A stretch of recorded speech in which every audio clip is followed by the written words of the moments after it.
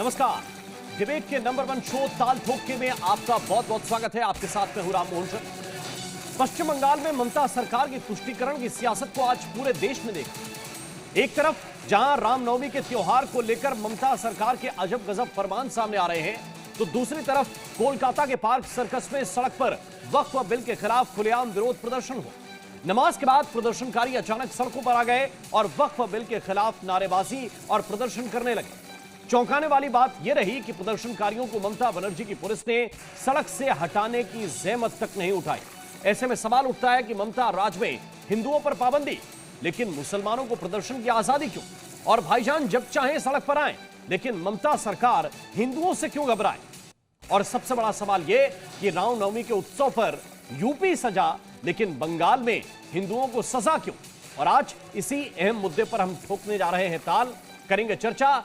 लेकिन पहले देखते हैं एक छोटी सी रिपोर्ट।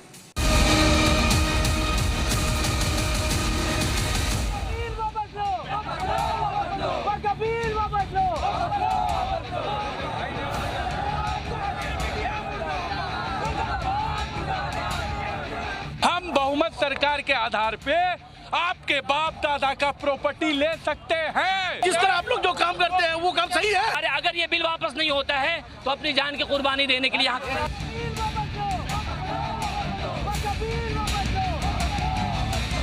हिंदुओं के ऊपर आक्रमण हो रहे हैं, हिंदुओं के मंदिर तोड़े जा रहे हैं और रामनवमी नहीं करने दिया जा रहा है।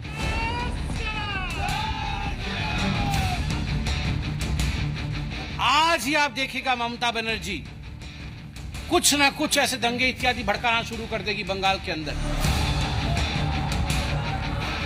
उसी दिन यानी रामनवमी के दिन अपनी पार्टी को निर्देश दिया है झूठ मूठ का इशू लेकर कि आप रास्ते पे निकलो।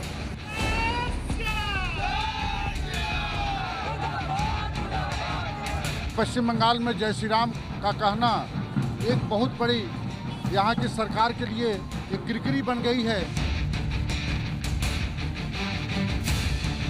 बंगाल का हिंदू फिर एक बार स्वामी विवेकानंद का धरती में जय श्री राम का गूंज अपने ताकत 6 अप्रैल को दिखाइए। नमाज रोडों पे, फरसा रोडों पे पढ़ी जाती है, उसके लिए तो कोई परमिशन नहीं ली जाती है। तो फिर हिंदुओं के लिए बंगाल में ऐसे भेदभाव क्यों बन रहे हैं? क्यों पश्चिम बंगाल की सरकार भेदभाव बना रही है कि हिंदुओं को परमिशन लेके निकालना पड़ेगा? तो मुद्दा गंभीर है और इस मुद्दे पर बीजेपी लगातार सवाल उठा रही है। सुकांत मजूमदार, शुभेंदु अधिकारी क्या कह रहे हैं, उनकी बात पहले सुन लीजिए। हिंदुओं के ऊपर आक्रमण हो रहे हैं, हिंदुओं के मंदिर तोड़े जा रहे हैं और रामनवमी नहीं करने दिया जा रहा है। हिंदुओं के ऊपर आक्रमण हो रहे हैं, हिंदुओं के मंदिर तोड़े जा रहे हैं और रामनवमी नहीं करने दिया जा रहा है। हिंदुओं के ऊपर आक्रमण हो रहे हैं, हिंदुओं के मंदिर तोड़े जा रहे हैं और रामनवमी नहीं करने दिया जा रहा है। हिंदुओं के ऊपर आक्रमण। बंगाल का हिंदू फिर एक बार स्वामी विवेकानंद का धरती में जय श्री राम का गूंज अपने ताकत 6 अप्रैल को दिखाइए। बंगाल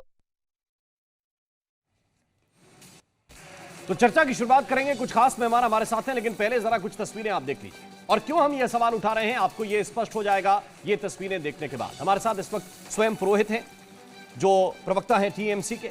हमारे साथ इस वक्त प्रवेश चौधरी हैं जो प्रवक्ता हैं वीएचपी के। आप दोनों का बहुत बहुत स्वागत। स्वयं पुरोहित, ये किस तरीके की सियासत चल रही है? आपने आज कोलकाता की तस्वीरें देखी होंगी, कोई बताने की आवश्यकता नहीं, और ना देखी हो तो हम दिखा देते हैं। दूसरी तरफ आप ये प्रयास कर रहे हैं कि कई बंदिशों के साथ रामनवमी जैसा प्रसिद्ध त्योहार, पुनीत त्योहार कई बंदिशों के साथ मनाया जाए। ये कैसे चलेगा सर?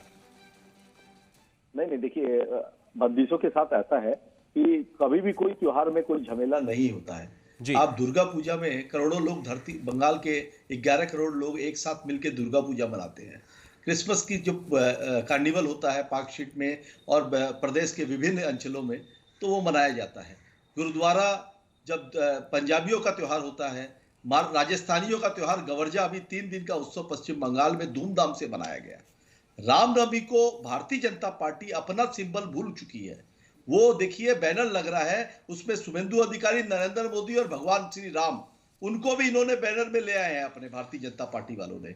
तो क्या मैं ये पूछना चाहता हूं भारतीय जनता पार्टी वालों से कि क्या भगवान श्री राम सिर्फ भारतीय जनता पार्टी वालों के हैं? ठीक है, मैं आपका सवाल उनके पास ले जाऊंगा, लेकिन एक बुनियादी सवाल का जवाब दीजिए। रोहन गुप्ता जी, बीजेपी के प्रवक्ता, मेरे साथ हैं। बहुत बहुत स्वागत रोहन गुप्ता जी आपका। हर्षवर्धन त्रिपाठी जी, वरिष्ठ पत्रकार, इस वक्त हमारे साथ जुड़ गए हैं। हर्षवर्धन जी आपका भी बहुत बहुत स्वागत। लेकिन पहले मुझे स्वयं पुरोहित एक बात का जवाब दीजिए, आज किसने परमिशन ली थी? ये जो प्रदर्शन आज हो रहा है, जहां पुतले फूके जा रहे हैं, और कितने लोगों को आज आप जेल में डालने वाले हैं इस प्रदर्शन को लेकर? क्योंकि आपने हिंदुओं को तो बता दिया कि आप ये गाइडलाइन नहीं मानेंगे तो फिर जेल जाएंगे। देखिए आज कितने लोग जा रहे हैं जेल? आप मेरी बात सुनिए। लॉ एंड ऑर्डर, अगर लॉ एंड ऑर्डर खराब होगा स्टेट के अंदर में, तो आप सीधा मुख्यमंत्री को अटैक करेंगे। ठीक है, लॉ एंड ऑर्डर को मेंटेन करने के लिए इनके नेता बोलते हैं कि बिना परमिशन के आप जुलूस निकालिए, तो आप बिना परमिशन के जुलूस निकालिए ना, आपको कौन रोक रहा है? आप एक तरफ बोल रहे हैं कि हम लोग 2000 जुलूस निकालेंगे, 5000 स्वयं पुरोहित आज बताइए ना, आज बिना परमिशन के हुआ है कि आप लोगों ने परमिशन दी थी? नहीं, सुनिए मेरी बात। आज का क्या था मुझे बताइए, परमिशन थी कि नहीं थी? नहीं, देखिए आज कौन से विषय की बात कर रहे हैं, पहले ये बताइए आप। जो प्रदर्शन आज की, जो आज देख रहे हैं आप, मुस्लिम लोग निकले, नमाज पढ़ने के बाद पूरे सर्कल पर जाम लगा दिया, लगातार प्रदर्शन, जुलूस, क्या था ये? नहीं, देखिए वो अपना हर क्या लोकतंत्र में सभी को अधिकार नहीं है क्या? अगर कोई आदमी को, अगर हम हिंदू अगर अपना प्रदर्शन कर सकते हैं, तो मुसलमान अगर अपना रमजान महीना चल रहा है, खत्म हुआ है, ईद का त्योहार गया, वक्फ बोर्ड पर जो एक ठो काला कानून थोपा गया, आप लोगों ने परमिशन दी थी, मैंने ऑन पेपर ना दी हो, लेकिन टीएमसी की परमिशन थी कि आप आइए और स्वागत है आपका। ठीक है, रोहन गुप्ता के पास में चल रहा हूं। रोहन गुप्ता जी, रामनवमी को लेकर आप लोग ऐसे सवाल उठाते हैं जैसे सिर्फ राम आपके हो, टीएमसी के भी है राम। आप दो बातों को एक साथ जोड़ रहे हैं। नहीं, दो बातों को मैं क्यों नहीं जोड़ूं भाई? अगर आप हिंदुओं के लिए एक एक चीज की परमिशन त्योहार पे मांग रहे हैं और बिना त्योहार के एक समुदाय को आप प्रदर्शन करने दे रहे हैं, तो क्यों ना जोड़ूं मैं और क्यों प्रश्न ना पूछूं? रोहन गुप्ता जरा जवाब दीजिए, क्या श्री राम सिर्फ आपके हैं? क्यों आप लोग इतना बड़ा रामनवमी का विषय बना रहे हैं बंगाल में? यात्रा निकाली जाएगी जी। मैं ये पूछना चाहता हूं। देखिए, अगर श्री राम सबके हैं तो फिर परमिशन में क्यों इनको आपत्ति है, मुझे बताइए। आज क्यों परमिशन हाई कोर्ट से मांगनी पड़ रही है? देखिए यही, देखिए इनको चुप करवाइए, उनका पक्ष आ जाए, इसके बाद मैं आपके पास फिर आ जाऊंगा लौट के। जी, मेरी बात सुनिए। मुझे जब आप मुझसे जवाब मांग रहे हैं, देखिए बोलते रहेंगे ये बीच बीच में। स्वयं पुरोहित जी, एक बार रोहन गुप्ता की सबकी एक एक बात आ जाए, इसके बाद वापस आपके पास आ जाऊंगा मैं। जी बोलिए रोहन जी। मुझे पूछा गया इसलिए मैं बोल रहा हूं, आप सुनिए जरा। देखिए ये एक इस प्रकार का जो तुष्टीकरण इनके दिमाग में छा गया है, वो टीएमसी हो, सपा हो, इन लोग कोई अभी भी तुष्टीकरण, अगर वक्फ बोर्ड के जो निर्णय के बाद में जिस प्रकार से पूरे देश में रिएक्शन आ रहा है, अभी भी उनकी आंख नहीं खुल रही, अभी भी तुष्टीकरण में अंधे हैं। भगवान राम सबके हैं, अगर भगवान राम सबके हैं तो क्यों आपको हाईकोर्ट से हमको परमिशन सबको लेनी पड़ रही? आप भी कीजिए ना, सरकार को डिक्लेयर कर देना चाहिए कि किसी परमिशन की जरूरत नहीं, हम सबको परमिशन देंगे। आप दोगला मापदंड नहीं रख सकते, आपकी मजबूरी है तुष्टीकरण। अगर भगवान राम आपके होते, अगर दिल में होते, तो तुष्टीकरण की मजबूरी में भगवान राम के इतने बड़े पद पर परमिशन का नाटक नहीं होता। ये आपकी मजबूरी है तुष्टीकरण की, आपको किसी को खुश रखना है। पर अब वो लोग भी आपसे खुश नहीं है, वो लोग भी आपकी हकीकत जान चुके हैं। देश का मुस्लिम पूरा आपकी हकीकत जान चुका है कि वक्फ बोर्ड की आड़ में आपने कुछ चंद मुट्ठी पर मुस्लिमों को सपोर्ट करने का काम किया है। वक्फ बोर्ड जो अमेंडमेंट बिल है वो सामान्य मुस्लिमों के लिए है, पूरे देश ने उसको सहर्ष स्वीकार किया, उसका स्वागत किया, उसके लिए फटाके फोड़े, पर आप नहीं समझेंगे। आपका अस्त निश्चित है। आप इस प्रकार की ओछी मानसिकता से बाहर आइए। कोई भी परिवार हो, किसी भी धर्म का परिवार हो, उसको एक अधिकार होता है कि उसको सेलिब्रेशन करे, और सरकार का जो है स्पष्ट सरकार की जिम्मेदारी है कि उसका किस प्रकार से लॉ एंड ऑर्डर का पालन करे। ये दोनों चीज इंपॉर्टेंट है, पर आपका परमिशन नहीं देना, ये तुष्टीकरण की बू आती है। ठीक है, अब प्रवेश चौधरी जी जरा मुझे बताइए कि आप लोग क्यों रामनवमी को लेकर इतना ज्यादा ओवर एक तरह से प्रदर्शन करना चाहते हैं या शोभा यात्राएं निकालना चाहते हैं? क्योंकि स्वयं पुरोहित ये कह रहे हैं कि भाई हम तो बंगाल में दुर्गा पूजा सब लोग मनाते हैं और अभी भी लोग मना रहे हैं, लेकिन ये स्थिति क्यों आती है सिर्फ रामनवमी को लेकर? क्या जानबूझकर हिंसक होना चाहते हैं उस दिन? नहीं राम जी, सिर्फ रामनवमी को लेकर नहीं है, दुर्गा पूजा में भी परमिशन हमको लेनी पड़ी, कोर्ट से मिली हमें जी, इन्होंने नहीं दी। हम यानी हिंदू समाज बंगाल के अंदर कुछ भी करता है तो उसके लिए परमिशन, लेकिन मुस्लिम समाज नमाज करेगा, नमाज के बाद पत्थरबाजी करेगा, रैली करेगा, कुछ भी करेगा, उसके लिए कोई परमिशन नहीं। ये तुष्टीकरण की राजनीति है। वो इसलिए है क्योंकि लगभग बंगाल की 80 सीटों पे मुस्लिम वोटों का प्रभाव है, यानी मुस्लिम वोटों के समर्थन से वहां कैंडिडेट जीतता है। 30% वहां की आबादी मुसलमान है, जिसमें रोहिंग्या वगैरह सब तो शामिल कर रखा है इन लोगों ने, ठीक है, बांग्लादेश से आए हुए लोगों को शामिल कर रखा है इन्होंने। तो ये वोट की राजनीति है और इसलिए यह एक समाज को दिखाना चाह रहे हैं, उस मुस्लिम समाज को दिखाना चाह रहे हैं कि आप चिंता ना करिए, एक मिनट के लिए आप चिंता ना करिए, हम आपके साथ। देवेश चौधरी, जिस विषय को लेकर आप कह रहे हैं कि नहीं आपको हर चीज की परमिशन लेनी पड़ती है, लेकिन नियम शर्तें जो जुलूस के होते हैं, क्या वो लगाना भी आपको लगता है कि आपके अधिकार छीन लिए गए? नहीं, अभी कोर्ट ने कह दिया ना, कोर्ट ने अभी 1 घंटे पहले आदेश किया ना कि आप करिए। कहने का मतलब देखिए, हिंदू कभी हिंसा नहीं करता राम जी, उसका इतिहास रहा है, लेकिन जिनके साथ ये खड़े हो रहे हैं, जिनका साथ ये दे रहे हैं, जिनको तुष्टीकरण कर रहे हैं, उनका क्या इतिहास रहा है, दोनों का आप परीक्षण करके देखिए ना। हिंदू कुंभ गया, 60 करोड़ से ज्यादा कुंभ गया, कहीं कुछ हुआ? कहीं मक्खी भी मारी? नहीं कर सकता। कितनी, और हमारा जो अयोध्या का मूवमेंट चला, उस मूवमेंट में जब कार सेवा का विषय आया, लाखों लोग सड़कों पे थे राम जी, एक भी मस्जिद की एक ईंट नहीं हटाई हमने। ये हिंदू है, इसलिए हिंदू अभी भी कह रहा है, अभी भी हमने कहा है कि 2000 से ज्यादा शोभा यात्राएं हम बंगाल में निकालेंगे, कलकत्ता में मात्र 100 निकालेंगे, और लगभग 2 करोड़ से ज्यादा मेरे साथ हैं। फिर मुझे हर्षवर्धन त्रिपाठी जी के पास चलना है, लेकिन जुबैर मेमन, क्या पॉइंट है आपका, आप रेस करना चाह रहे थे जुबैर मेमन? जी, मैं पॉइंट रेस करना चाह रहा था, और मुझे ताज्जुब हुआ कि एंकर साहब ने वीएचपी के जो हमारे प्रवक्ता है, जो भी वक्ता बैठे थे, उन्होंने कहा कि एक मक्खी भी नहीं मरी कुंभ के अंदर। तो ये जो बेचारे बच्चे, जो नौजवान शहीद हो गए, जो महिलाएं शहीद हो गई, उनको एक गाली के समान है। मेमन साहब, आप अगर संदर्भों को नहीं समझ पा रहे हैं, ये मेरे ऊपर सवाल है, इसलिए मैं उनको जवाब देना चाहता हूं। उन्होंने एंकर पे सवाल उठाया। अगर कोई भगदड़ है, कोई हादसा है, तो उसको भी हिंसा में डालेंगे क्या? एक मक्खी भी नहीं मरी। नहीं, भगदड़, वो ये कह रहे थे कि हम लोग हिंसक नहीं है, हिंसक नहीं है। हादसे को किसी जगह बाइक किसी से टकरा जाए, कार से, और किसी की हत्या कर दी जाए, दोनों को एक पलड़े में तोलते हैं क्या आप? इसको संवेदना ही नहीं है, इसके अंदर असंवेदनशील इंसान है ये वीएचपी का प्रवक्ता। ओहो, हमको संवेदना सिखाओगे आप?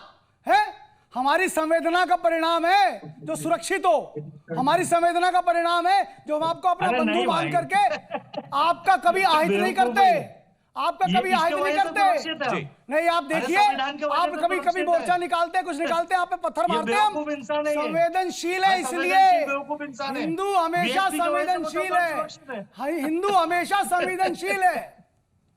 नहीं, ये सामान्य समझ का फेर हो सकता है, और मैं उसके लिए किसी व्यक्ति को दोष नहीं देता, किसी व्यक्ति को दोष नहीं देता, जिसकी सामान्य समझ की दिक्कत हो उसके लिए मैं कुछ नहीं कह सकता। मेरे साथ अनुराग भदौरिया जुड़ गए हैं, समाजवादी पार्टी के प्रवक्ता हैं, हर्षवर्धन त्रिपाठी। मैं चाहता हूं दोनों को आप स्क्रीन पर लेकर आए। ये अनुराग भदौरिया, जरा बताइए कि ये किस तरीके की दोहरी राजनीति बंगाल में चल रही है? आप देख रहे हैं, एक तरफ आज बिना इजाजत के लंबा चौड़ा प्रदर्शन वक्फ को लेकर, और रामनवमी को लेकर हाईकोर्ट से आदेश लेने पड़ रहे हैं कि हमें यहां पर केवल शोभा यात्रा निकालनी है, वो परमिशन भी अदालत देगी। देखिए, सवाल यह है कि भारतीय जनता पार्टी को हर जगह उस राजनीति करने की आदत हो गई है, हर जगह। उनको हकीकत यह है कि अभी जब वक्फ बोर्ड का बिल पास हुआ, आपने देखा कि बीजेपी के पक्ष में वक्फ बोर्ड के पास करने के लिए 288 मत पड़े और 232 विरोध में। अब 272 में बहुमत की सरकार होती है, जरा सा बची गए, 16 ज़्यादा हैं, जेडीयू 3 विधायकों ने इस्तीफा दे दिया है। अब जेडीयू टीडीपी भी साल भर के अंदर इनको टाटा बाय करने वाली, क्योंकि सभी लोग हिंदुस्तान के अंदर में मोहब्बत की राजनीति चाहते हैं, नफरत की राजनीति नहीं चाहता, क्योंकि सुबह से लेकर शाम तक हर चीज़ में हिंदू मुस्लिम सिख ईसाई यही सब करने में लगे। अरे भाई, आपका 26% हमारे पर टैरिफ लगा दिया अमेरिका ने, उसके बारे में आप बोलने को नहीं तैयार हो, आप एक वर्ड आप नहीं बोलते। हमारे लोगों को हथकड़ी और बेड़ियां लगा के भेजा जाता है अमेरिका से। ये हिंदुस्तान का अपमान नहीं है, हिंदुस्तानियों का अपमान नहीं है, मेरे स्वाभिमान का, हमारे स्वाभिमान पर ठेस नहीं है, इसके बारे में आप बोलने को तैयार नहीं हो। किसान बिल इसी तरह से पास किया था ना आपने, किसान बिल बिना विपक्ष अगर वहां पे है, तो ये संवैधानिक विपक्ष जब होता है, तो जिस जनता ने आपको चुना है उसी जनता ने मुझे चुना है, और हमें इसलिए चुना है कि आप मेरी राय मानो। अगर वक्फ बोर्ड में जेपीसी बनी थी तो आपकी जिम्मेदारी ये भी होती थी कि जब जेपीसी बनी इसलिए कि हम जो राय दे रहे हैं उसको आप कंसीडर करो। विपक्ष को आपको समझते ही नहीं हो जी। आप अपने हिसाब से सारी चीजें गढ़ने लगते हो। जब जैसे त्योहार आता है, होली का त्योहार आया, फिर आपने कि वो त्रिपाल से ढक दो और त्रिपाल का नकाब बना दो, इनके नेताओं ने बोलना शुरू कर दिया। त्योहार आते ही इनके नेता अलग से एक राजनीति शुरू कर देते। अब मैं आपसे पूछना चाहता हूं, इंडिया गठबंधन तो इसके लिए जाना जाता है ना आपके मुताबिक कि हम भाईचारे की बात करते हैं, हम कोई भेद नहीं करते हिंदू मुसलमान में। बिल्कुल नहीं तो करते। फिर परमिशन क्यों नहीं दे रहा? मेरा सवाल वो था। कौन नहीं दे रहा है परमिशन? कौन नहीं दे रहा? मैंने कौन नहीं दे रहा है? सरकार, बंगाल की सरकार, यही तो सवाल था। नहीं, सवाल आप गलत पूछ रहे हैं। बंगाल की सरकार ने ऐसा नहीं बोला कि हम यहाँ पे जुलूस के लिए परमिशन नहीं देंगे। हाई कोर्ट गए हैं सर। अरे आपको मालूम ही नहीं, तो जाना पड़ा। आप ऐसे ही आ जाते हैं डिबेट में। देखिए मेरी बात सुन लीजिए, ये सरकार हर जगह सरकार ये देखती है कहां पे संवेदनशील है, कहां पे संवेदनशील नहीं है। किसी प्रकार की कोई आपको मालूम है कि नहीं है कि आप ऐसे ही आ गए हो यहाँ पे? सेंसिटिव माहौल को देखते हुए, चूंकि हम आर्टिकल 14 जो है संविधान का हमें धर्म की स्वतंत्रता का अधिकार देता है और हम लोगों को सब लोगों को बराबरी का अधिकार है। सरकार ने परमिशन नहीं दी, उसी जगह पे हाई कोर्ट ने परमिशन दे दी। यानी हाई कोर्ट ये नहीं देखता कि कहां पे संवेदनशील है, कहां पे नहीं। देखिए हाई कोर्ट देश की संविधान और न्यायपालिका, यही तो आपसे कहना, देश संविधान और न्यायपालिका से चलता है। भारतीय जनता पार्टी की तरह नहीं चलता है कि हम कोर्ट को भी नहीं मानेंगे। हम कोर्ट को आपको याद होगा बिल्कुल बानो की घटना, सुनिए, आपको याद होगा जिस तरह से इन्होंने यहाँ पे बात की। तो भारतीय जनता पार्टी इनको मालूम ही नहीं है क्यों डिबेट में आए हैं। सुनिए, सबसे बड़ी बात यह है भारतीय जनता पार्टी सिर्फ और सिर्फ नफरत की राजनीति करती है। ठीक है, हर्षवर्धन त्रिपाठी जी को मैं लेके आना चाहता हूं। हर्षवर्धन त्रिपाठी, क्या ये दोहरे मापदंड स्वीकार किए जा सकते हैं? नहीं, बड़ा विचित्र है इस बहस में। मैंने देखा कि कोई मौलाना है जिन्होंने विश्व हिंदू परिषद के प्रवक्ता को बेवकूफ कह दिया, संवेदनशील नहीं है कह दिया। अब अगर यही सारे शब्द उनके लिए कोई नवाजे तो उनको कैसा लगे? मुझे लगता है बहस में वो आए ही इसीलिए हैं कि कुछ झगड़ा हो, कुछ झंझट हो। यही मानसिकता खतरनाक है। किसी के लिए भी आप किसी को बेवकूफ कह देंगे ऐसे, आपकी बड़ी समझदारी हो गई। और ये डिबेट बहुत स्पष्ट है। अगर भगवान राम के नाम पर या रामनवमी के नाम पर या जय श्री राम के नाम पर किसी सरकार को दिक्कत हो रही तो ये तो बड़ा विचित्र है। ममता जी किसी भी अवसर पर अपना जो सो कॉल्ड सेकुलर क्रेडेंशियल है उसको दिखाने के लिए आ जाती है, इसमें कोई दिक्कत नहीं। लेकिन वो फ्रॉड सेकुलरिज्म हो जाता है जब वो कहती है मैं हिंदू भी हूं मुसलमान भी हूं। कैसे हो सकता है भाई? क्या मौलाना साहब हिंदू भी हो सकते हैं क्या? आप हिंदू होकर मान कर सकते हैं, कहें कि मैं हिंदू भी हूं और मुसलमान भी हूं।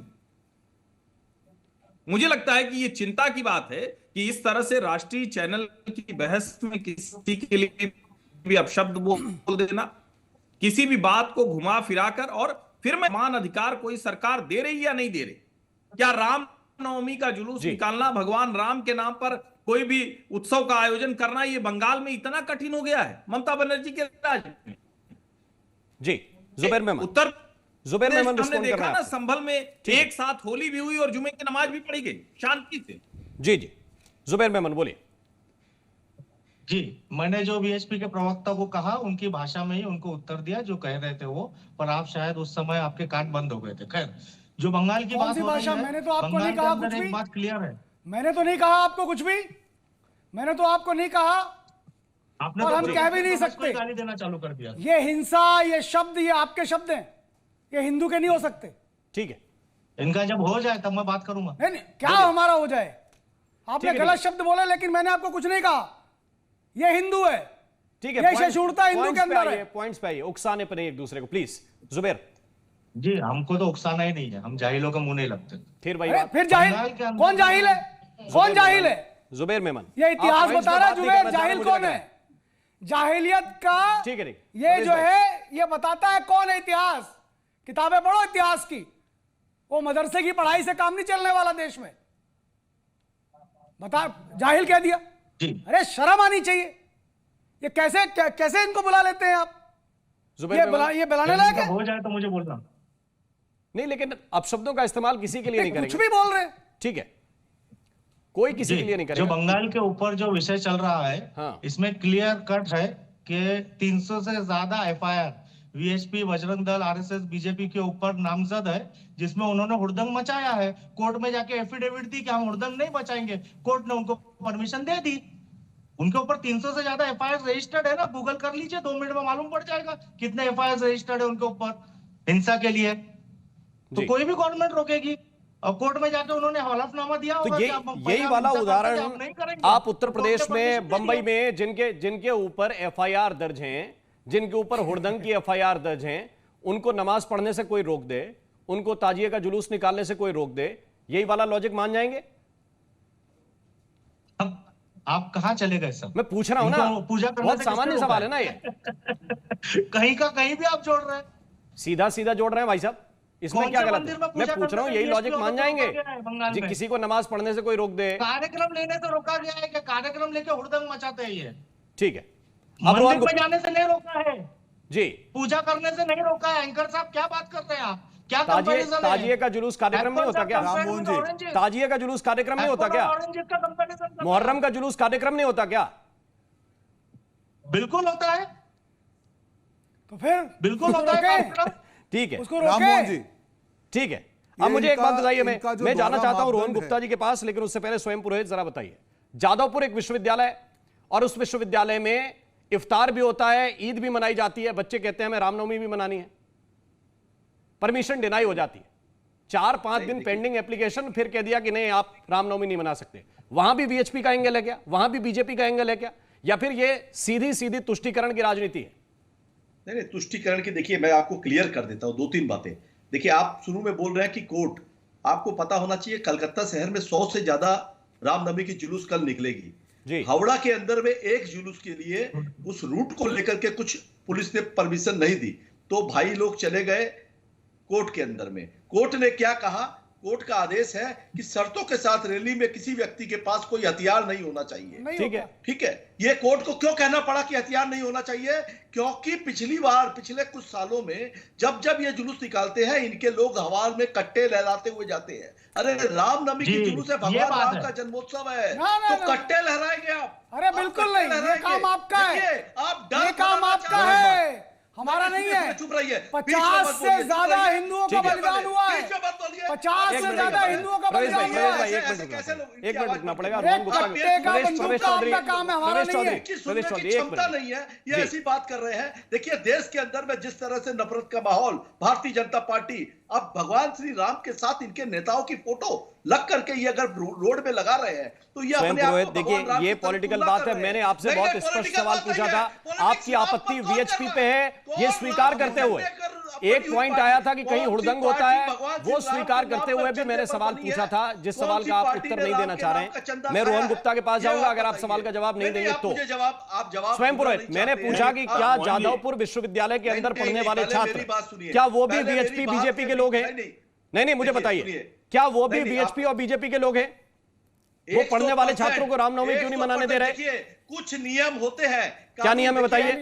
सुनिए, जिस नियम के तहत इफ्तार हो सकता है, ईद हो सकती है, रामनवमी नहीं हो सकती, कौन सा नियम है? नहीं, आपने एक डिबेट की, शुभेंदु अधिकारी ने जब कहा कि मुसलमानों को क्या मुसलमान इस देश के नागरिक नहीं है? मैं पूछ रहा हूं, मैं मुसलमानों को निकाल के फेंक दूंगा। मैं यही तो कह रहा हूं, आप उनकी राजनीति को एक्सपोज कीजिए, वो आपकी राजनीति को एक्सपोज करेंगे। मेरा सवाल बहुत स्पष्ट है, क्या जादवपुर विश्वविद्यालय में पढ़ने वाले छात्र वो भी बीएचपी के बच्चे हैं क्या? वो भी बीजेपी के कार्यकर्ता हैं क्या? या फिर आप नहीं मनाने दे रहे उनको? अरे भाई साहब सुनिए ना, अभी आप कोर्ट की बात कर रहे थे। कोर्ट का फैसला जब आ रहा है, कोर्ट जब उनको डायरेक्शन दे रहा है, उस बात पे आप चर्चा नहीं करेंगे। हाई कोर्ट ने क्लियर कहा है कि आप हथियार लेके 500 से ज्यादा लोग लेकर के आप ये तो आपकी पुलिस भी कह सकती थी ना भाई साहब, ये तो आपकी पुलिस भी कह सकती थी, ये तो एसपी भी कह सकता है परमिशन देते वक्त। रोहन गुप्ता रिस्पॉन्ड कर रहे हैं आपको, एक मिनट। रोहन गुप्ता, अरे परमिशन में देखिए, इनको चुप करवाइए तो मैं बात। जी, एक मिनट, आप जवाब दीजिए, जो आपने आरोप लगाए हैं उनका जवाब चुप करवाइए। अब आपके बात सुनने के लिए नहीं बैठे हैं आप, राममोहन जी।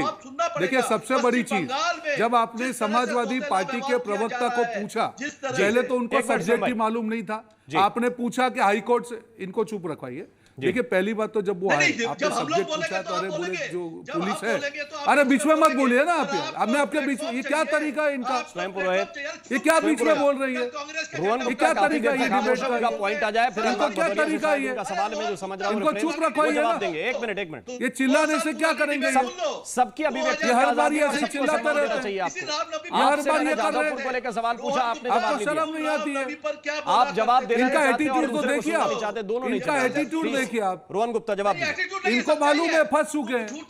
देखिए राम मोहन जी, ये लोग जिस प्रकार से आज यहाँ पे तुष्टीकरण, आप बीच में मत बोलो भैया, व्यक्तिगत टिप्पणी में करता नहीं हूं, तुम चुप हो जाओ, तुम चुप हो जाओ, चाटुकार तुम हो, तुम तुष्टीकरण के चाटुकार हो और तुम लोग की दुकान बंद होने वाली है अभी। और ये तरीका नहीं है राम मोहन जी, मैं ऐसे डिबेट नहीं करता हूँ। ये व्यक्तिगत टिप्पणी वाले लोगों से मैं डिबेट नहीं करता हूँ। इनकी भाषा को बोलिए कंट्रोल करें, इनसे गंदी भाषा में मैं जवाब दे सकता हूँ।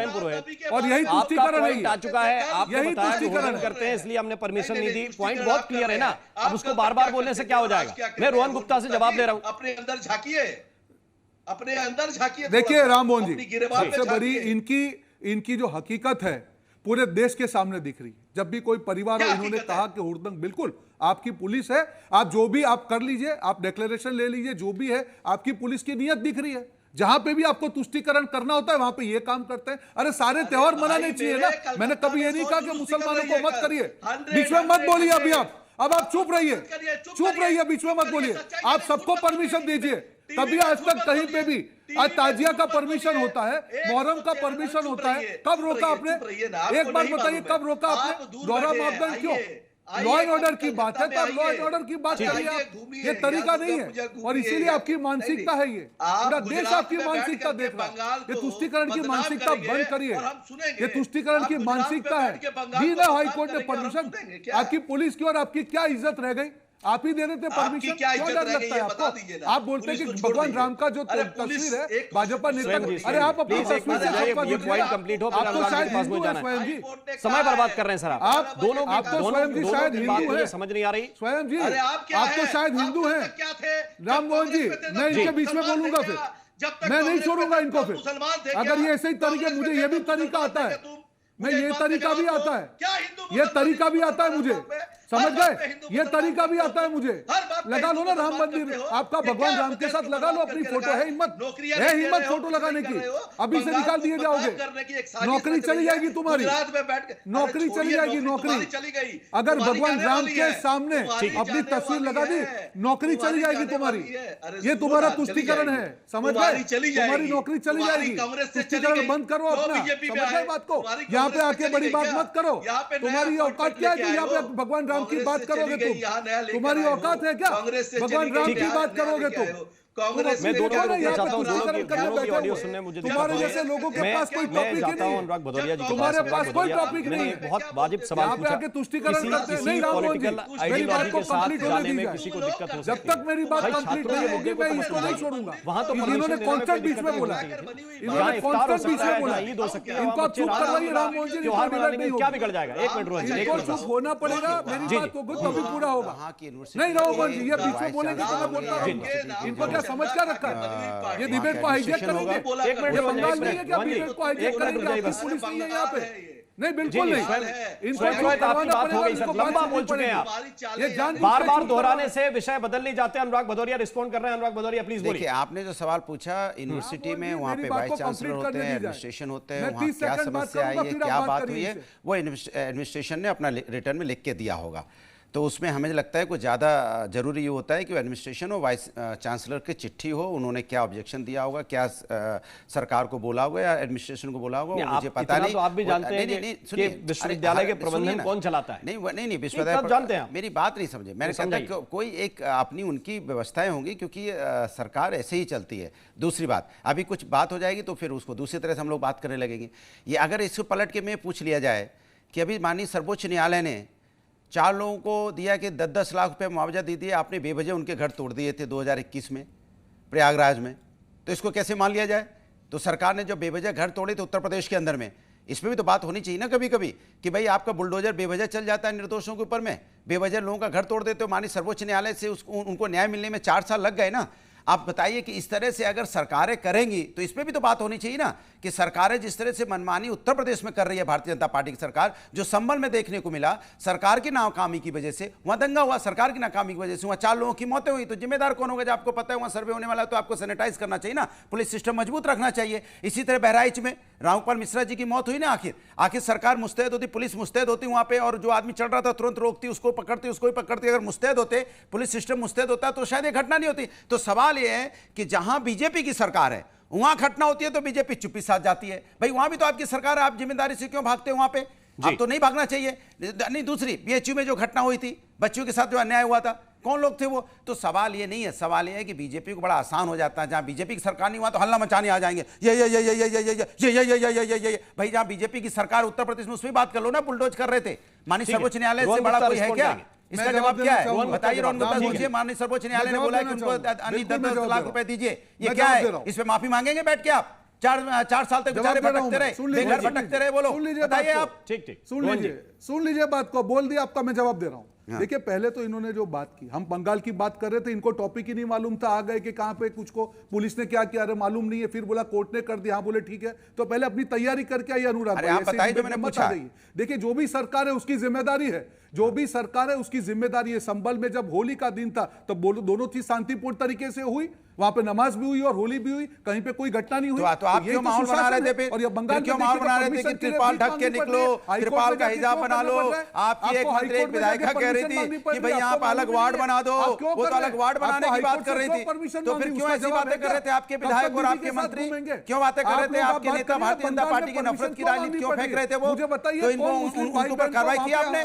जो विधायिका कह रही थी कि नहीं एक अलग वार्ड बना दो, तो आप हॉस्पिटल में अलग वार्ड बनाना चाहते थे, कल अलग हॉस्पिटल बनाएंगे, कल अलग यहाँ पे कॉलेज मांगेंगे, कल स्कूल अलग मांगेंगे, फिर जहाज अलग मांगेंगे, फिर ट्रेन अलग मांगेंगे, फिर मोहल्ले अलग मांगेंगे। तो आप क्या बंटवारे की राजनीति करना चाहते हो देश के अंदर? मैं आपसे पूछना चाहता हूँ, कोई कार्रवाई आपको करनी चाहिए? जो इस तरह की नफरत की बात करते हैं, समाज के अंदर बंटवारे की बात करते हैं, ऐसे लोगों पे कार्रवाई होनी चाहिए। हिंदुस्तान एक है, इस हिंदुस्तान की आजादी में हिंदू, मुस्लिम, सिख, ईसाई सब मिलकर शहीद हुए हैं। चाहे अशफाकुल्लाह खां हो, चाहे शहीद भगत सिंह हो, चाहे चंद्रशेखर आजाद हो, सभी का खून, सभी का लहू इस देश की आजादी में है, जिसको आप भूल नहीं सकते। लेकिन आप उस पर चर्चा नहीं करना चाहते, आप बच के निकल जाते हो विधायकों पे। आपको ऐसे नेताओं पे कार्रवाई करनी चाहिए जो नफरत की बात करते हैं, नफरत की राजनीति करते हैं। हर्षवर्धन जी को मैं लेके आना चाहता हूं। लोगों को शर्म आनी चाहिए। हर्षवर्धन त्रिपाठी, देखिए विषयांतर करना बहुत आसान है। मैंने जो सवाल रेज किया उसका जवाब मुझे नहीं मिला। इसके पीछे की क्या राजनीतिक मजबूरी है कि एक विश्वविद्यालय में जहां पर हर त्योहार की परमिशन है सिवाय रामनवमी के, क्या आप नहीं देंगे? क्या ये पोजीशनिंग है एक तरह की? नहीं, निश्चित तौर पर है। और राममोहन जी, आपने जो डिबेट शुरू की थी, डिबेट के शुरू में आपके सवाल का जवाब अभी तक नहीं आया। और मैं बार बार पूछता हूं कि जुमे की नमाज के बाद कहीं भी दंगे जैसे हालात क्यों होते हैं? क्यों लोगों को सड़क पर निकलते डर लगे? अगर उस दिन मुसलमान अपनी उपासना करके निकल रहा है, अपनी इबादत करके निकल रहा है। कलकत्ता में ये कह रहे हैं कि अभी तक रामनवमी के जुलूस के लिए परमिशन नहीं है, पता नहीं क्या क्या बता दिया। उच्च न्यायालय ने वही परमिशन दे दी। तो सवाल ये कि क्या ये जो परमिशन होती है, ये भी परमिशन का कुछ हिंदू मुसलमान का कुछ चक्कर है ममता बनर्जी की सरकार में? और ये चिंता की बात है, क्योंकि ममता बनर्जी ऐसे सभी मौकों पर जहां उन्हें मुस्लिम हितैषी दिखना है वो ज्यादा लाउड होती है, बहुत साफ साफ नजर आता है। ऐसे में ये चिंता बढ़ जाती है। हम लोगों ने वो भी एक दृश्य देखा था कि कहीं जय श्री राम का नारा कुछ बच्चे लगा रहे थे, ममता जी गाड़ी से उतरकर गुस्सा गई। क्या पश्चिम बंगाल में भगवान राम के नाम पर कोई भी उत्सव, कोई भी पर्व, कोई भी त्योहार ये मुश्किल में डालता है उनको? और मैं आपको बताऊं, प्राण प्रतिष्ठा के ठीक कुछ दिन बाद 22 जनवरी को प्राण प्रतिष्ठा हुई थी। 26 जनवरी को मैं वहां एक कार्यक्रम में एक विषय पर मेरा व्याख्यान था वहां कोलकाता में।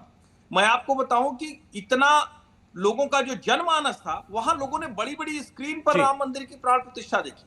तृणमूल कांग्रेस को समझना चाहिए कि आप राम के नाम पर अगर इस तरह की राजनीति करेंगे तो आपकी मुश्किल बढ़ने वाली है। आपको लगता है कि 30% मुस्लिम मतदाता है, वो आपके साथ पूरी तरह से खड़ा है तो कोई दिक्कत नहीं। और स्वयं पुरोहित जी लगातार एक बात कह रहे हैं, उसका जवाब जरूर होना चाहिए। वो कह रहे हैं, अरे देखिए भाजपा वाले अपना फोटो लगा लेते हैं। ममता जी की तो हर मुस्लिम त्योहार पर फोटो बड़ी बड़ी लगी होती है, उन्हीं के लिहाज से लगी होती है, जैसे मतलब लगे कि हाँ उसी तरह से दिख रहे हैं। और ये कोई, इसमें कौन सी बुरी बात है भाई? आप कोई भी पर्व त्योहार मनाइए, नेताओं की फोटो रहती है, ये कौन सी बुरी बात है? इतनी देर से आप डिबेट पे ये बात खड़ा क्यों? तो मुझे लगता है स्वयं पुरोहित को जरा समझना चाहिए। राजनीति का मतलब एक चीज बता दीजिए हर्षवर्धन जी, हर्षवर्धन जी, अरे हर्षवर्धन जी, अनुराग जी कुछ सवाल पूछ रहे हैं। हर्षवर्धन जी, एक चीज बता दीजिए, ममता जी को अभी जब विधानसभा में जीती थी या लोकसभा सीट जीती, कितना % वोट मिला उनको? इतना बता दीजिए, कितना % वोट मिला उनको पश्चिम बंगाल में? नहीं, आपको नहीं पता क्या? नहीं, आप बताओ ना। आप 30% बोल रहे हो। अरे पूरे पश्चिम बंगाल का वोट मिला तब जाके वो सत्ता में है। आप 30% बोल के आप ये नफरत की राजनीति मत फैलाओ यहाँ पे। उनको पूरे पश्चिम बंगाल के लोगों का वोट मिलता है। वो 50% तक पहुंचती है वोट लेने के लिए। और 50% वोट अगर किसी को मिल रहा है, 50% तक कोई पहुंचता है, 40%, 45% पहुंचता है, तो उसमें क्या हिंदू नहीं है क्या? या वो लोग वोट नहीं दे रहे हैं क्या? ये जो आप लोग बात करते हो ना तुष्टीकरण की बात, तो आप कर रहे हो कि 30% के वोट मिलेगा, 30% वोट मिलेगा। ये बोल के आप समाज के अंदर में नफरत की राजनीति मत, यहाँ पे नफरत की राजनीति मत क्या करो। इसी तरह आप हमेशा हर विपक्ष के नेताओं को ऐसे ही बोलते हो पार्टी को। ऐसा नहीं है, पूरे हिंदुस्तानी वोट करते हैं। ये राजनीति खतरनाक है जिस दिशा में आप लोग ले जा रहे हैं कि आप अरे जिस दिशा में आप ले जा रहे हो हिंदू मुस्लिम करते हो राजनीति, बिल्कुल खतरनाक है। मैं आपकी बात से सहमत हूं, मैं आपके बात से पूरी तरह सहमत हूं। ये राजनीति बिल्कुल खतरनाक है जो भारतीय जनता पार्टी हिंदू मुस्लिम सिख ईसाई की राजनीति कर रही है। मैं आपके साथ खड़ा हूं हर्षवर्धन जी। आप नहीं, आप सरकार का विरोध कीजिए कि ये राजनीति बिल्कुल खराब है जो बंटवारे की राजनीति कर रही है, जो धर्म के नाम पर राजनीति कर रही है। अरे राजनीति में धर्म लेके आओ ना, राजनीति में धर्म लाओ, स्वच्छता लाओ, पारदर्शिता लाओ, भ्रष्टाचार खत्म करो, महंगाई बेरोजगारी खत्म करो, महिलाओं का सम्मान करो, इंफ्रास्ट्रक्चर बढ़ाओ, एजुकेशन व्यवस्था बढ़ाओ, स्वास्थ्य व्यवस्था बढ़ाओ, इसमें राजनीति करो। किसने रोका है? ठीक है, उत्तर प्रदेश में क्या कर रहे हो? उत्तर प्रदेश में क्या कर रहे हो? अच्छी बात कर रहे हैं अनुराग जी। अगर इनकी पार्टी मान लेती तो वो राम भक्त जो अयोध्या में जा रहे थे कार सेवा करने, उन पर जो है गोलियां नहीं चलवाती। ये गोलियां चलाने वाली पार्टी के लोग हैं। किन पर? जो राम भक्त। भारत, देखिए राम जो है वो भारत की अस्मिता है, भारत की पहचान है। दुनिया के अंदर राम के नाम से भारत जाना जाता है, किसी और के नाम से नहीं जाना जाता। क्यों जाना जाता है? कि राम जी ने जो अपने जीवन में शुचिता दिखाई, जो अपने आदर्श स्थापित करे, वो भारत की संस्कृति के, भारत के दर्शन के है। इसलिए राम की पूजा होती है। और वहां राम से दिक्कत, राम जी अभी मालदा में 4-5 दिन पहले एक हिंदू समाज के व्यक्ति की दुकान फूंक दी मुसलमानों ने, अभी तक कुछ नहीं हुआ। मुर्शिदाबाद के अंदर दंगा हो गया, अभी 5-6 दिन पहले की बात बता रहा हूं। और होली के अंदर, होली में कई जगह मुठभेड़ हुई। तो ये क्या है? इसका मतलब ये सारी बातें करके आप कहीं ना कहीं एक समाज को, जो 30% की राजनीति है ना, अनुराग जी कह रहे हैं कि सही बात है, वो पड़ा है वोट उनको, लेकिन इस 30% पर बेस्ड जो राजनीति है ना, ये राजनीति देश के हित में नहीं है, समाज के हित में नहीं है, और दुनिया के अंदर भारत की जो छवि है उसको खराब करेगा। कभी भी राम जी हिंदू कभी संघर्ष करने निकलता नहीं है। पहले जब कहीं कुछ होता है उसकी प्रतिक्रिया जरूर देता है, वो उसका दायित्व है, वो देगा। लेकिन कहीं कभी पहल करी हो, एक इंसिडेंट इतने वर्षों में, अनुराग जी गिना दे, कोई और गिना दे, कभी नहीं किया है। स्वयं पुरोहित, अब तो बहुत विनम्र भाव में, शायद ये वाला जो ये टर्म था, ये प्रवेश चौधरी बहुत ही विनम्र स्वभाव में कह रहे हैं कि हम तो कभी कुछ करते नहीं और तब करते हैं जब कहीं कुछ होता है। अब मुझे ये बताइए, मैंने जो पहले सवाल पूछा था, मैं फिर उसी पे टिका हुआ हूं कि एक तरफ तो आप बिना परमिशन के भी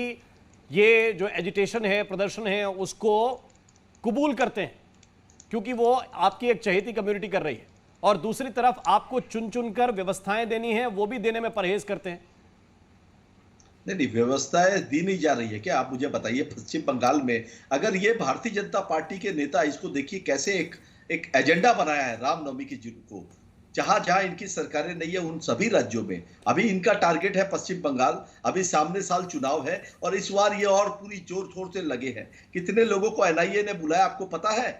बिहार झारखंड से लोग आए हैं, कट्टा लेकर के गिरफ्तार हुए, आपको पता है? इलीगल आर्म्स लेकर के ये बड़ी बड़ी बात करते हैं। ये कभी सीए की बात करते हैं। क्या बिहार और यूपी को लेकर कह देते हैं भाई? अरे बिहार और उत्तर प्रदेश को क्या लेकर कह देते हैं आप? अरे सुन ले भाई, मेरे बिहार और यूपी को कुछ भी कह दोगे आप? बिहार और यूपी को कुछ भी कह दोगे आप? अरे बिहार और यूपी के लोग कट्टा लेके जा रहे हैं पंजाब के अंदर। अरे भाई मेरे सुन लो, अरे बिहार और यूपी के लोग कट्टा लेके जाते हैं। आपका सुन लीजिए, आप लोग बंगाल की अस्मिता के सुनिए, देश को सबसे ज्यादा आईएएस देता है बिहार और उत्तर प्रदेश। बंगाल को दुनिया को सबसे ज्यादा, देश को सबसे ज्यादा आईएएस देता है। तो खड्डे में डाल आप क्या मिलता है? आपकी जो आपकी स्थिति क्या है? अरे हाथ पे रोटी रख कर के खाने वाले बंगाल के जो लोग हैं वो बिहार और यूपी की बात करेंगे? आपत्तिजनक टिप्पणी किसी भी स्टेट के बारे में नहीं करते, किसी भी आप स्टेट के बताइए, बारे में ये कह रहे हैं कि सत्ता लेके जाते हैं हम। नहीं, आपने हाथ पे रोटी रख के खाने को मजबूर कर दिया बंगाल के अंदर। 7 रुपए में दाल चावल मिल जाता है, आपने स्थिति पैदा कर दी है बंगाल के अंदर। ये एंकर क्या बात करते हैं बंगाल को? प्रवेश जी पॉइंट जाने डिबेट को आगे बढ़ने डिबेट को उलझाइए मत। मेरा पॉइंट बहुत क्लियर है, मैं उसके नतीजे तक पहुंचना चाहता हूं। ठीक है, आपकी जिस बात पर आपत्ति थी आपने दे दी, आपकी जो आपत्ति थी आप दे चुके, लेकिन इसके आगे बढ़ने दीजिए प्लीज।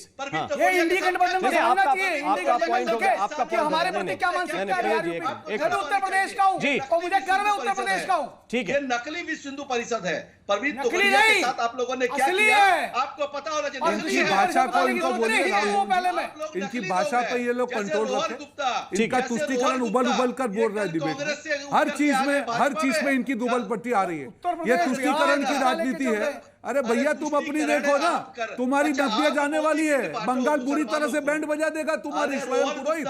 अपने तुम हिंदुओं पे दब्बा हो, तुम हिंदुओं के नाम पे दब्बा हो स्वयं पुरोहित। अपनी कास्ट चेंज कर लो अगर तुम नहीं कर सकते तो अपनी सरकार की। अपनी बेशर्मी से मत करो, तुष्टीकरण मत करो।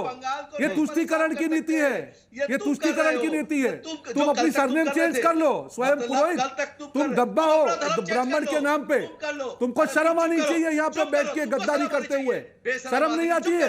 भगवान के राम के नाम पे सवाल उठा रहे हो। अपना नाम स्वयं पुरोहित है, क्या नाम है तुम्हारा? शर्म आ रही है तुमको? अपना नाम बदल दो पहले, पुरोहित सरनेम चेंज कर दो। लायक नहीं हो तुम, शर्म आनी चाहिए तुमको। यहाँ पे डिबेट कर रहे हो, जवाब तो है नहीं तुम्हारे पास। तुष्टीकरण की मूर्ति हो तुम लोग, शर्म नहीं आ रहा है तुमको? राम मोहन जी इनको बोलो अपनी भाषा ठीक करेंगे, नहीं तो ये नहीं होगा।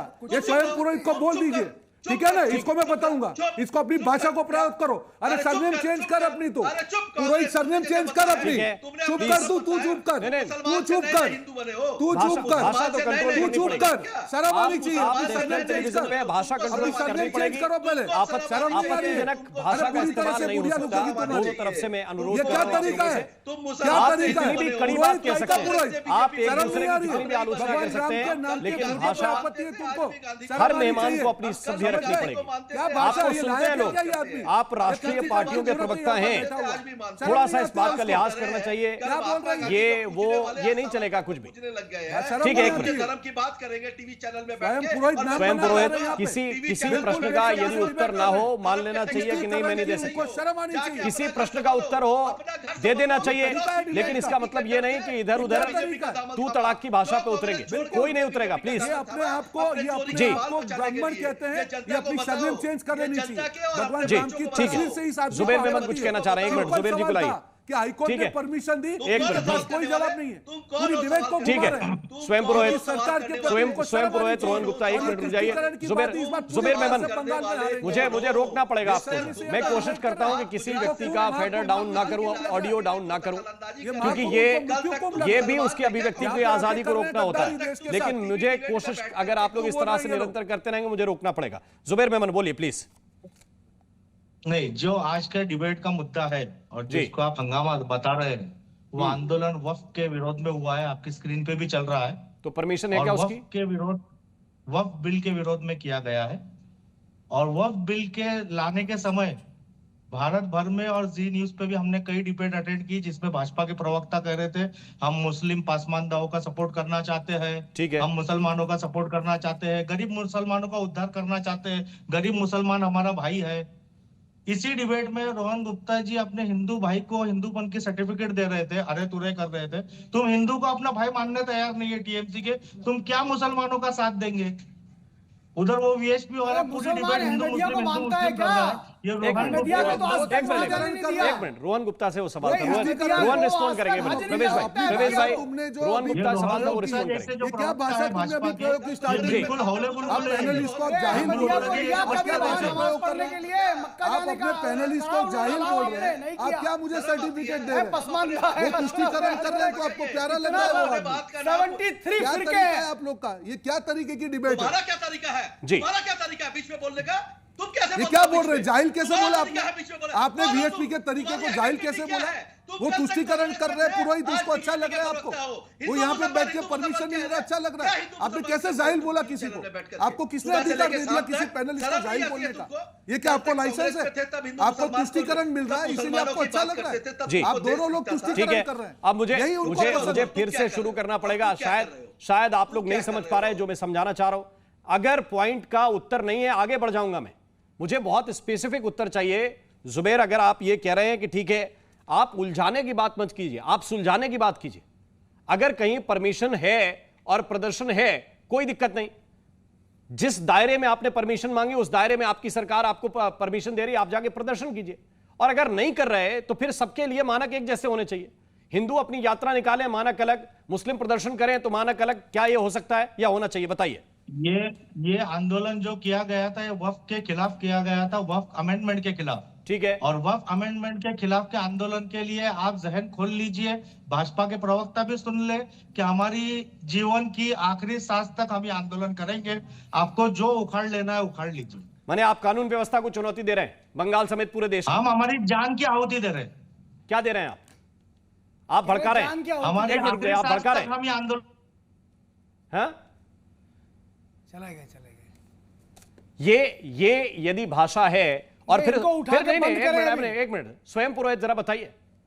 स्वयं पुरोहित जरा बताइए, इस कॉल के साथ आए प्रदर्शन करने, आपकी पुलिस ने एक एफआईआर दर्ज की, आप पकड़ेंगे या फिर है तुष्टीकरण? मान लीजिए नहीं, कोई भी अगर उपद्रव कहीं भी करेगा, किसी भी धर्म का हो, किसी भी जाति का हो, उसके ऊपर में लॉ एंड ऑर्डर अपना काम करता है। इसके धर्म के चस्पे से नहीं देखिए। बताइए मुझे, आज कुछ है, आज 4-6 लोगों को हिरासत में लिया, गिरफ्तारी तो बहुत दूर है। नहीं, गिरफ्तारियां होंगी अगर कोई भी आदमी। अरे हिरासत बता दीजिए, मैं तो गिरफ्तारी तो बहुत बड़ी बात है। आप अभी कुछ एक्सीडेंट हुआ है, कल अगर रामनवमी के ऊपर में देखिए, रामनवमी को ये एजेंडा किसने बनाया, आपको ये देखना। मैं आज के मुद्दे पर पूछ रहा हूं सर, आज जो कोलकाता में हुआ वो बता दीजिए ना। पहले ठंडे दिमाग से देखिए। मैं बहुत ही ठंडे दिमाग से डिबेट करता हूं सर, किसी झगड़ा नहीं करता हूं। मैं तो प्रश्न पूछता हूं। एक मिनट प्रवेश चौधरी, मैं आऊंगा आपके पास, सबके पास आऊंगा।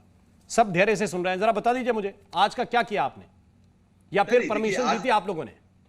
ये मान लीजिए दोनों में से कोई बात नहीं। आज का उनका प्रोटेस्ट था, आज मुसलमानों का प्रोटेस्ट था वक्फ बिल के खिलाफ। उन्होंने बाकायदा अपनी टीवी, अपने सारे डॉक्यूमेंट दे करके उन्होंने कल कहा कि नमाज के बाद हम इसके खिलाफ प्रदर्शन करेंगे। जी, उनका ऑलरेडी प्लान कौन से थाने में, कौन से थाने में गया था? जाके पता करिए ना। हम तो पता करे बैठे हैं ना, इसीलिए तो पूछ रहे हैं किस थाने में।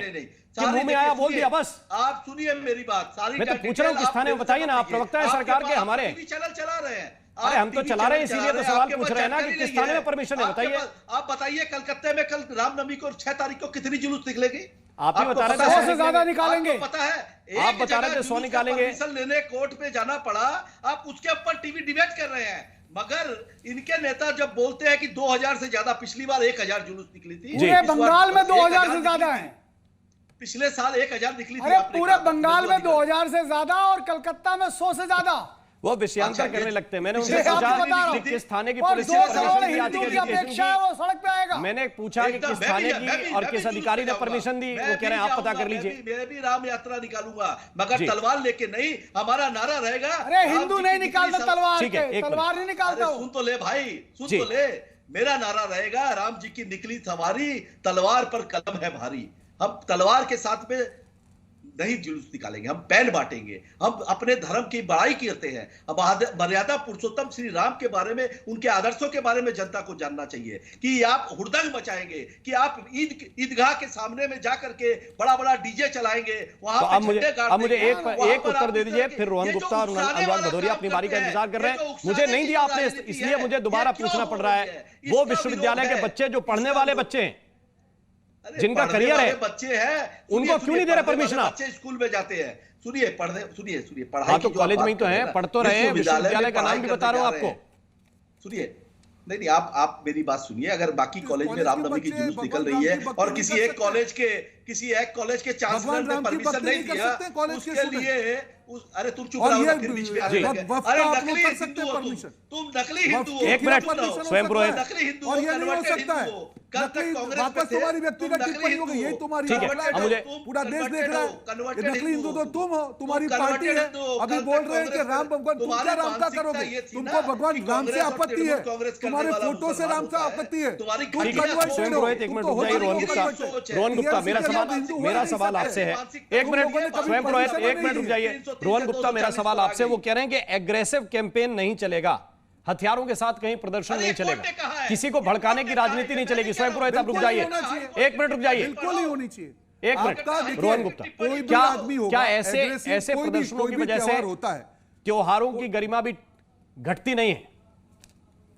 बिल्कुल बिल्कुल, मैं बिल्कुल मानता हूं कोई भी धर्म का त्योहार हो, हिंदू हो मुसलमान हो, कभी भी कोई एग्रेशन किसी को अलाउ नहीं करना चाहिए, कोई भी हो, और कभी भी। और ये सरकार की जिम्मेदारी है। और मैंने इसे संभल का एग्जांपल दिया राममोहन जी, वहां पे जो अपनी होली के दिन दोनों तरीके शांतिपूर्ण तरीके से हुआ, रास्ता निकालने का काम प्रशासन का है, पर इसका मतलब ये नहीं है कि आप परमिशन नहीं देंगे। अभी आपने दिखाया कि किस प्रकार से वक्फ अमेंडमेंट बिल के खिलाफ जो प्रदर्शनी हुई, आपने परमिशन का पूछा, इनके पास जवाब नहीं है। दोहरा मापदंड नहीं चल सकता है। आप तुष्टिकरण मत करिए, आप सबको परमिशन दीजिए, और सरकार का काम है उसको एंश्योर करे कि लॉ एंड ऑर्डर ठीक से चल रहा है या नहीं चल रहा है। उसमें कौन सी आपत्ति है? आप परमिशन अगर हाईकोर्ट ने दे दी, आप कैसे ना बोल सकती है?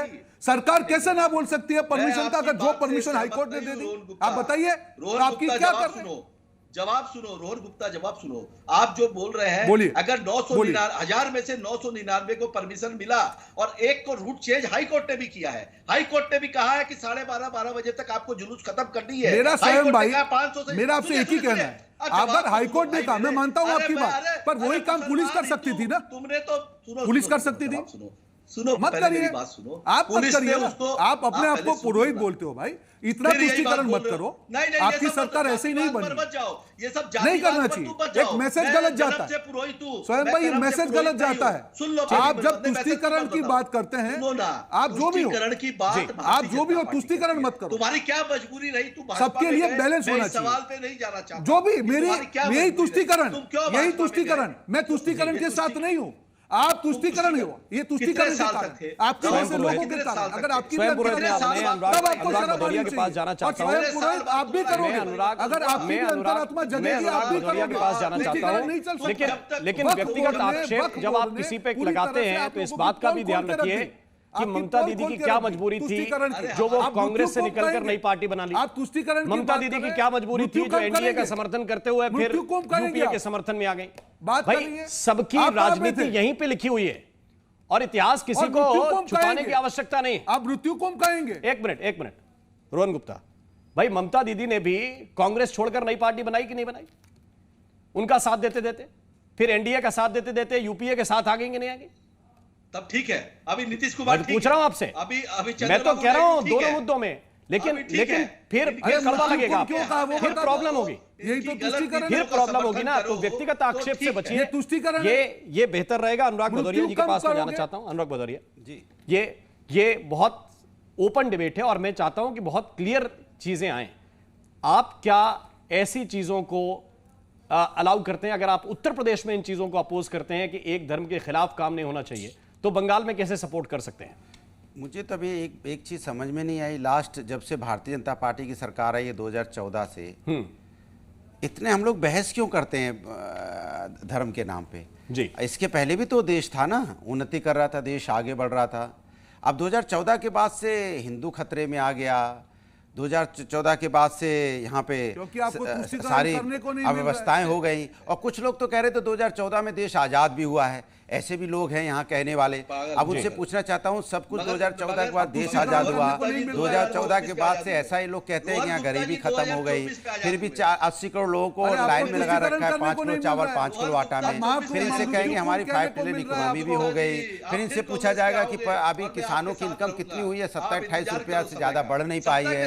फिर इनसे पूछा जाएगा कि किसान परेशान क्यों है भैया, किसान के। आज मेरे पास समय नहीं है, डिबेट में आप सभी मेहमान शामिल हुए, आपका सभी का बहुत बहुत शुक्रिया, बहुत बहुत धन्यवाद हमारे साथ इस चर्चा में शरीक होने के लिए। और इसी के साथ ताल ठोक के भी अभी के लिए बस इतना ही। नमस्कार।